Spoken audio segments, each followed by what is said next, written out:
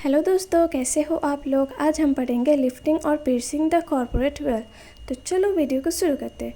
सबसे पहले लिफ्टिंग और पियर्सिंग द कॉर्पोरेट वेल होता है क्या। The term corporate veil means that when a company is created there is a separate identity between the company and its owner means share holder. इसका मतलब है कि जब एक कंपनी बनाई जाती है तो उस कंपनी और उसके ऑनर्स मीन्स शेयर होल्डर के बीच एक अलग आइडेंटिटी होती है। This separate identity provide them with some legal protection, which means their personal assets like house, bank accounts are protected from the company's debts। मतलब ये अलग आइडेंटिटी उन्हें कुछ लीगल प्रोटेक्शन देती है जिससे उनकी पर्सनल एसेट्स जैसे कि घर हो गया, बैंक अकाउंट हो गया और भी सारे एसेट्स होते हैं कंपनी के डेब्ट से बच जाती है। तो अब हम देखते हैं लिफ्टिंग द कॉर्पोरेट वेल होते क्या। तो it means that sometimes a court और authorities break this separate identity and hold the owner directly responsible for the company's action. मतलब जो कोर्ट या अथॉरिटीज़ इस अलग अलग आइडेंटिटी को तोड़ते हैं और ऑनर्स को डायरेक्टली रेस्पॉन्सिबल बनाते हैं कंपनी के एक्शन के लिए। चलो अब कुछ एग्जाम्पल से समझते हैं कि यह एक्चुअली में होता है क्या है। मान लो एक कंपनी XYZ नाम से है, मतलब एक कंपनी XYZ है। इस कंपनी के दो शेयर होल्डर हैं, रमेश और सुरेश। अगर XYZ कंपनी ने किसी कस्टमर से पैसे लिए और प्रोडक्ट डिलीवर नहीं किया तो नॉर्मली सिर्फ कंपनी भी रिस्पॉन्सिबल होगी, रमेश और सुरेश नहीं, क्योंकि दोनों को अलग माना जाता है कंपनी और उसके शेयर होल्डर को। लेकिन अगर कोर्ट ये देखता है कि रमेश और सुरेश ने जानबूझकर कस्टमर को धोखा दिया है या कंपनी का इस्तेमाल अपने पर्सनल गेन्स के लिए किया है तो कोर्ट कॉर्पोरेट वेल को लिफ्ट कर सकता है। इस केस में रमेश और सुरेश को अपने पर्सनल एसेट से भी पैसे देना पड़ सकता है। Now it is divided into two categories. First होता है अंडर स्टैट्यूटरी प्रोविज़न और सेकंड होता है अंडर जुडिशियल इंटरप्रिटेशन। तो पहले फर्स्ट को देखते हैं कि क्या होता है ये अंडर स्टैट्यूटरी प्रोविज़न।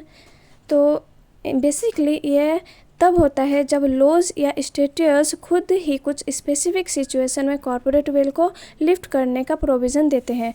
जैसे कि कंपनीज एक्ट के कुछ सेक्शन में दिए गए हैं कि अगर कंपनी अपने लीगल ऑब्लिगेशन को नहीं मान रही है तो कोर्ट उसके शेयर होल्डर को रेस्पॉन्सिबल बना सकता है।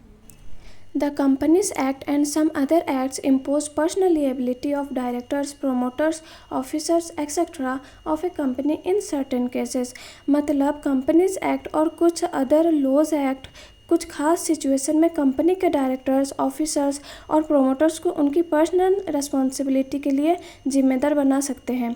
यानी अगर कोई प्रॉब्लम होती है तो सिर्फ कंपनी नहीं बल्कि उसके डायरेक्टर और ऑफिसर्स भी अपने पर्सनल एसेट से भी रिस्पॉन्सिबल हो सकते हैं। Following are some of such cases. Reduction in membership. इसका मतलब है कि किसी कंपनी के मेंबर्स यानी शेयर होल्डर्स की नंबर कम होती जाती है। ये घटने की वजह कुछ भी हो सकती है, जैसे कि लोगों को निकालना। कभी कभी लोग अपने शेयर्स बेच देते हैं या कंपनी से मेंबरशिप छोड़ देते हैं जिससे टोटल मेंबर्स की संख्या कम हो जाती है। फिर आता है कंपनी की फाइनेंशियल प्रॉब्लम। अगर कंपनी अच्छे से नहीं चल रही है तो लोग उसमें इन्वेस्ट करना नहीं चाहते और मेंबरशिप कम हो जाती है। इसका इम्पैक्ट ये होता है कि कंपनी की स्टेबिलिटी और ऑपरेशंस पर खतरा आ सकता है। अगर मेंबर्स की संख्या बहुत ज़्यादा घट जाती है तो कंपनी को काफ़ी प्रॉब्लम्स फेस करनी पड़ सकती है, जैसे कि फंडिंग की कमी या डिसीजन मेकिंग में डिफ़िकल्टी। सेकेंड नंबर है incorporation on the basis of false और फ्रॉडुलेंट इन्फॉर्मेशन। जब कोई कंपनी अपने रजिस्ट्रेशन के लिए झूठी या धोखेबाजी वाली जानकारी देती है तो ये इलीगल होता है। अगर किसी ने झूठी जानकारी दी है तो उस कंपनी को बंद किया जा सकता है या उसके खिलाफ एक्शन लिया जा सकता है।